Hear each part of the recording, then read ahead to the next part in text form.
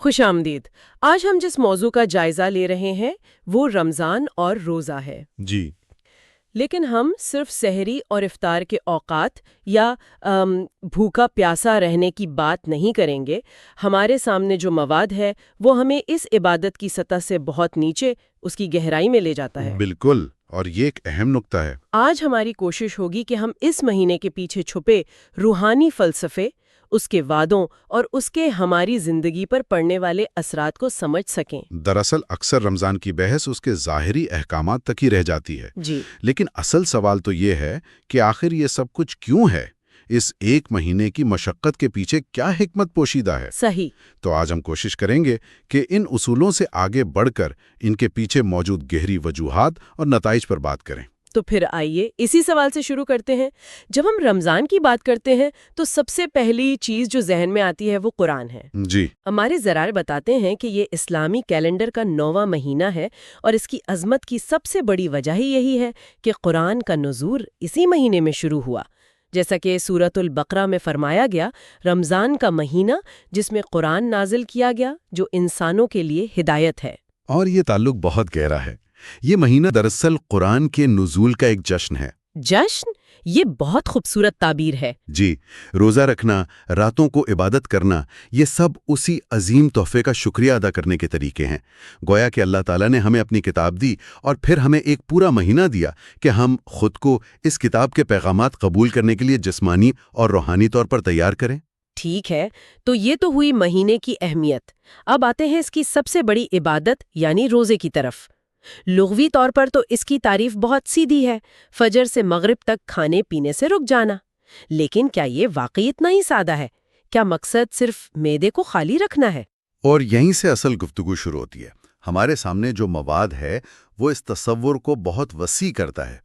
وہ کہتا ہے کہ روزہ صرف معدے کا نہیں ہوتا۔ اچھا، اصل میں یہ پورے جسم اور روح کی ایک کیفیت کا نام ہے۔ مثال کے طور پر اس میں شامل ہے آنکھوں کا روزہ، یعنی حرام چیزوں کو دیکھنے سے بچنا۔ بالکل۔ پھر ہے زبان کا روزہ، یعنی جھوٹ، غیبت، فضول گوئی سے مکمل پرہیز۔ کانوں کا روزہ کہ کوئی غلط یا بری بات نہ سنی جائے۔ اور شاید سب سے مشکل، دل کا روزہ۔ بالکل، دل کا روزہ یعنی اسے حسد، کینہ، نفرت اور تکبر جیسی روحانی بیماریوں سے پاک صاف رکھنا۔ جب یہ تمام چیزیں اکٹھی ہوتی ہیں تب جا کر روزے کا اصل مقصد پورا ہوتا ہے۔ صحیح۔ یہ صرف بھوک کا امتحان نہیں رہتا، بلکہ یہ پورے وجود کے لیے ایک روحانی صفائی، ایک ڈیٹاکس بن جاتا ہے۔ آپ نے روحانی صفائی کی بات کی، اور اسی سے جڑی ایک چیز جس نے مجھے ان ذرائع میں سب سے زیادہ متوجہ کیا وہ روزے کے انعام کا تصور ہے۔ ایک حدیث قدسی ہے جو تمام اصولوں سے ہٹ کر ایک بہت ہی ذاتی تعلق کی طرف اشارہ کرتی ہے۔ جی، الصوم لی و انا اجزی بی۔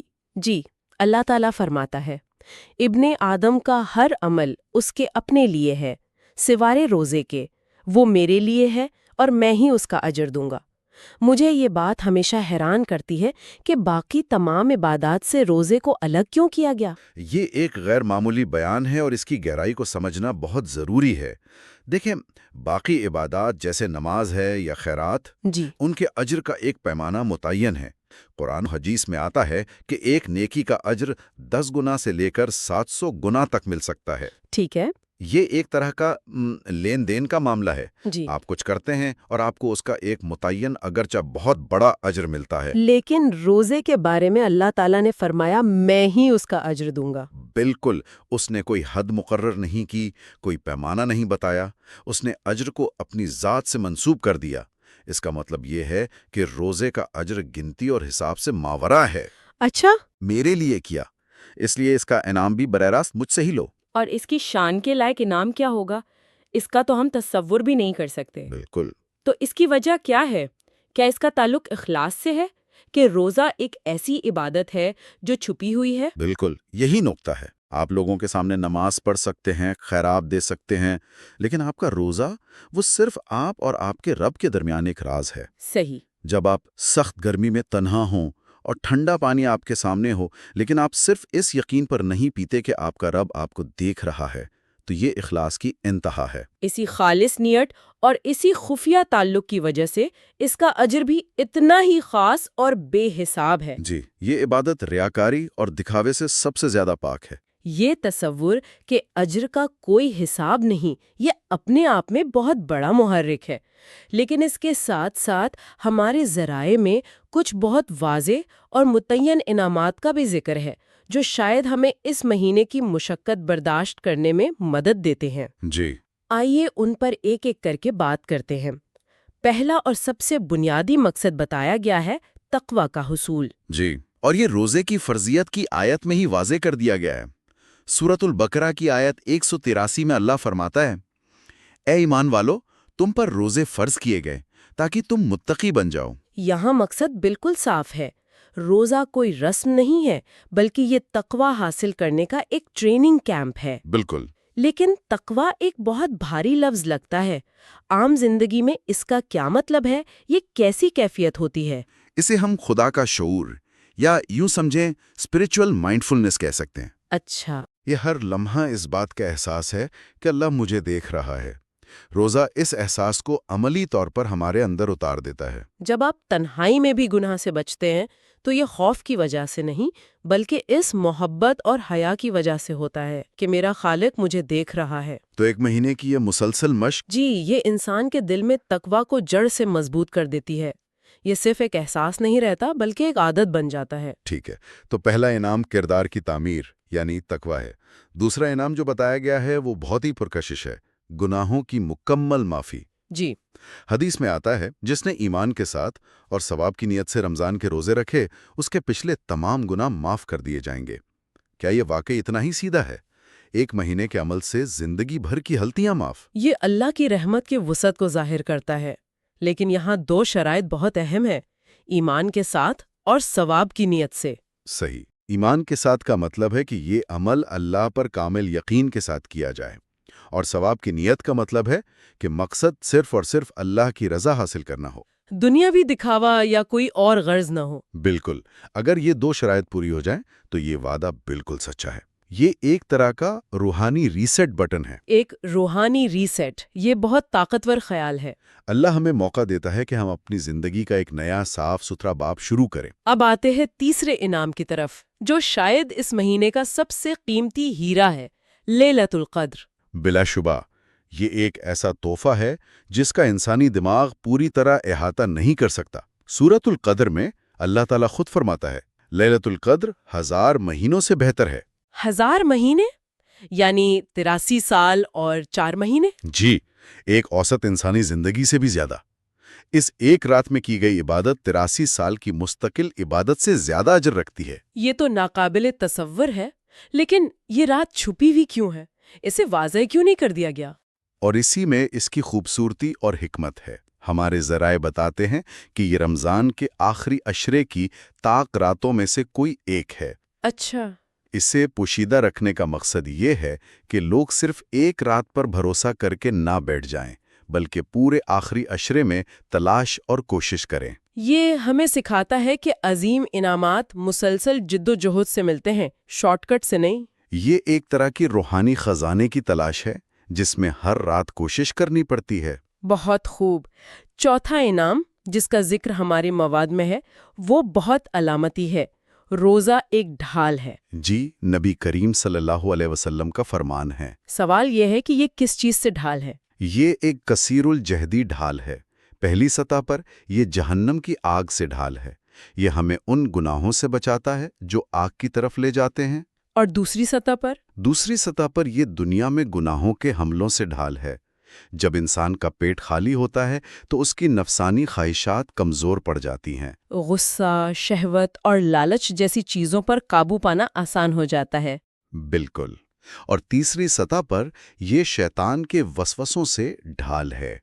روزہ انسان کی روحانی قوت مدافعت کو بڑھا دیتا ہے، جس سے شیطانی حملوں کا مقابلہ کرنا آسان ہو جاتا ہے۔ یعنی یہ ایک مکمل دفاعی نظام ہے۔ جی۔ اور پانچواں انعام جو روزہ داروں کے لیے ایک بہت بڑا اعزاز لگتا ہے، وہ جنت کا ایک خصوصی دروازہ ہے۔ جی، الریان۔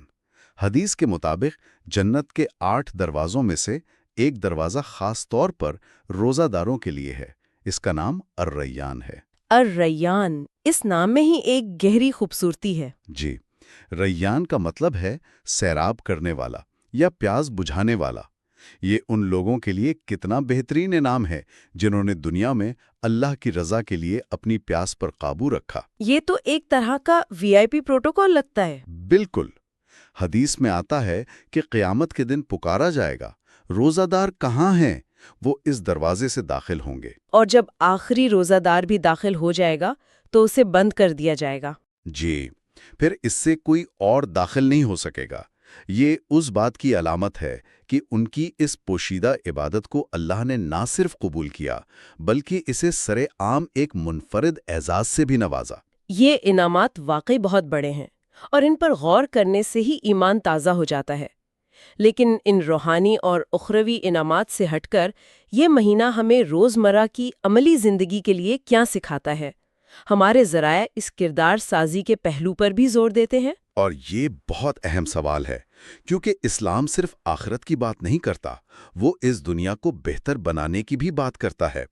رمضان ایک عملی تربیت گاہ ہے۔ سب سے پہلا اور واضح سبق ہے صبر۔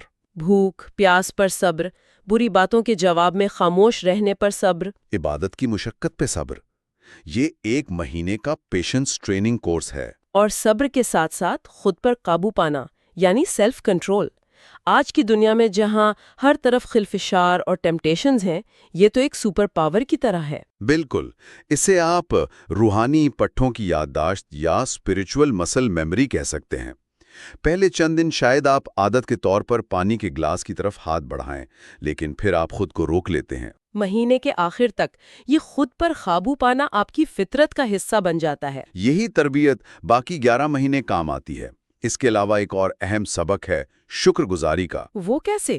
جب آپ سارا دن بھوکے پیاسے رہنے کے بعد افطار میں پانی کا ایک گھونٹ پیتے ہیں یا کھجور کا ایک دانہ کھاتے ہیں تو آپ کو ان نعمتوں کی اصل قدر کا احساس ہوتا ہے، جنہیں ہم عام دنوں میں تعینات کا سمجھتے ہیں۔ جی، یہ احساس دل میں اللہ کے لیے حقیقی شکر پیدا کرتا ہے۔ اور اس سے جڑا ہوا سبق غریبوں سے ہمدردی کا بھی ہے۔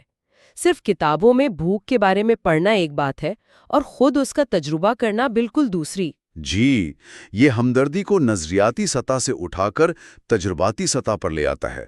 جب آپ خود بھوک کی شدت محسوس کرتے ہیں تو آپ کو ان لاکھوں کروڑوں لوگوں کا درد حقیقی معنوں محسوس ہوتا ہے جن کے لیے یہ کیفیت روز کا معمول ہے۔ یہ چیز انسان کو سخاوت اور دوسروں کی مدد پر ابھارتی ہے۔ نظم و ضبط بھی ایک بڑا سبق ہے۔